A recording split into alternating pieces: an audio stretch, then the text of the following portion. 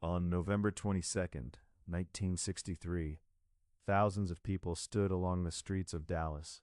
Some arrived early, some brought cameras, some brought their children. Others simply wanted a glimpse of the president. For most of them, it was supposed to be an ordinary day, a historic moment perhaps, but not a tragic one. Then the gunshots rang out, and in a matter of seconds, ordinary citizens became witnesses to one of the most important events in modern history. More than 60 years later, the testimony of those witnesses remains one of the most debated aspects of the JFK assassination. Not because witnesses failed to speak, but because so many of them remembered events differently, and those differences helped fuel decades of controversy. The assassination lasted only moments, yet those moments changed history. People standing only a few feet apart often reported hearing different things, seeing different things, believing different things. At first glance, this may seem strange, but psychologists have long understood that human memory is not a perfect recording device. Stress changes perception, fear changes attention, shock changes recall. When people experience traumatic events, they often remember certain details vividly, while other details become distorted or incomplete. The assassination of President Kennedy created exactly that kind of environment: confusion, fear, noise, movement, panic. Witnesses reacted instantly. Many dropped to the ground. Some ran toward the sound.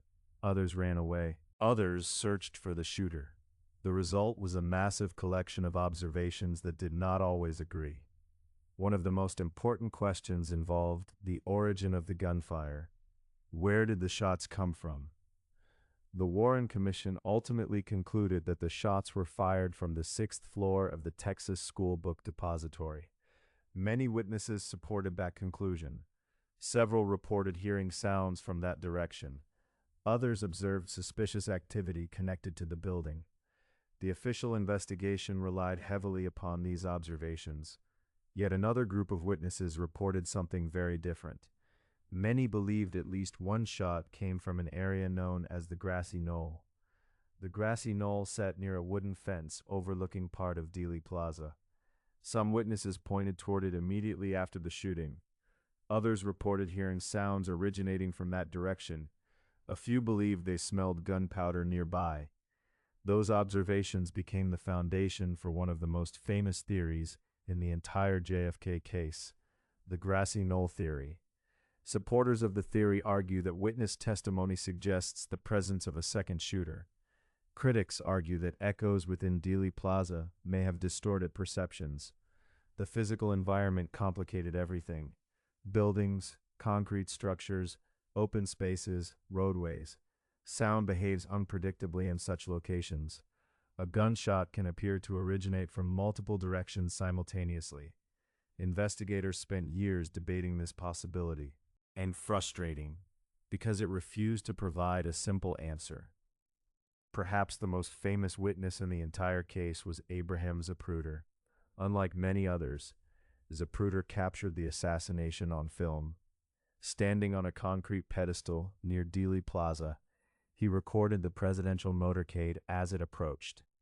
His footage became one of the most analyzed films in history.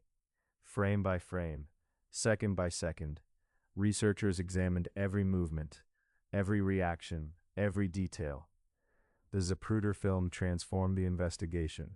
For the first time, people could watch the event unfold rather than relying entirely on memory. Yet surprisingly, the film did not eliminate disagreement. Instead, it created new debates. Different researchers interpreted the footage differently. Some believed it supported the official conclusion. Others argued it raised additional questions. Even visual evidence failed to produce universal agreement. Other witnesses described seeing suspicious individuals near the Grassy Knoll. Some recalled movement behind the fence. Others remembered people leaving the area quickly after the shooting. Investigators pursued many of these reports. Most produced no definitive results. Yet they continued fueling public interest because every unexplained detail seemed important. And in a case already surrounded by uncertainty, unexplained details carried enormous weight. One witness described hearing what sounded like multiple shots from different directions. Another insisted the sounds came from only one location. A third remembered seeing people running toward the fence. A fourth remembered something entirely different. The testimony created a mosaic, a picture made from thousands of small pieces. The challenge was determining which pieces belonged together. The Warren Commission faced this challenge directly. Commission members reviewed witness statements extensively. They compared accounts, analyzed timelines, examined physical evidence. Ultimately, they concluded that the majority of reliable evidence supported the Texas School Book Depository as the source of the gunfire.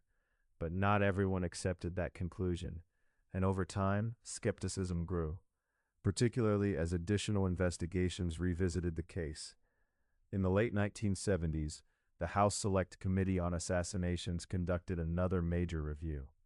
This investigation examined evidence unavailable to the Warren Commission, including acoustic evidence that some researchers believed suggested the possibility of additional gunfire. The committee's conclusions generated new headlines and new controversy. Again, uncertainty remained. Again, debate continued. The witnesses remained at the center of it all.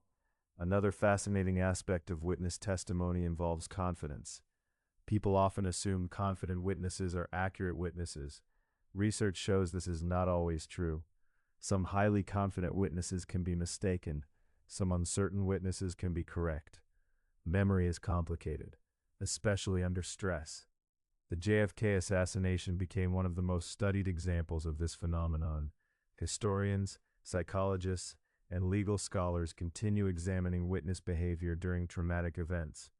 The lessons extend far beyond Dallas. They influence how modern investigations evaluate testimony today. What makes the witness evidence so compelling is that everyone involved genuinely believed they were describing the truth. The witnesses were not trying to create confusion. They were trying to explain what they experienced. Yet human experience itself proved complicated. Two people standing only a short distance apart could honestly remember events differently, and that reality became one of the central challenges of the JFK investigation.